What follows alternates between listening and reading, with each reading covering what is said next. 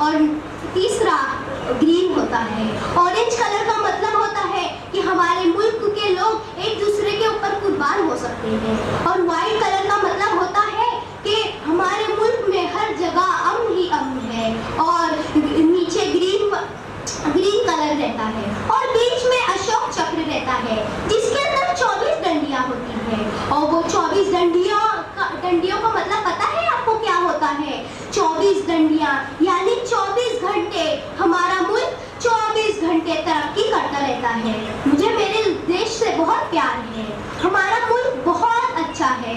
आपको मालूम है आजादी से पहले हमारे मुल्क को सोने की चिड़िया कहा जाता था। हमारे मुल्क में दुनिया का सबसे कीमती हीरा कोहिनूर था।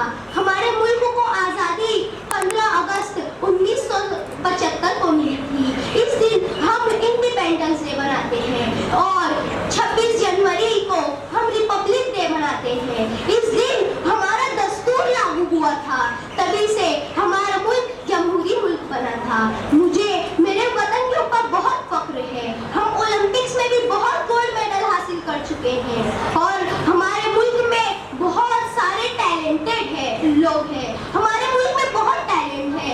हमारे मुल्क में बहुत सारे गोल्ड मेडल हासिल हुए हैं ओलंपिक्स में। हमारे मुल्क में IIT, JEE जैसे एग्जामात हैं जो हम पढ़कर जिसकी तैयारी कर हम बड़े से बड़े शोबे तैयार कर सकते हैं। और मुझे मेरे मुल्क के ऊपर बहुत फख्र है। आपकी समातों का बहुत बहुत शुक्रिया। खुदा हाफिज़।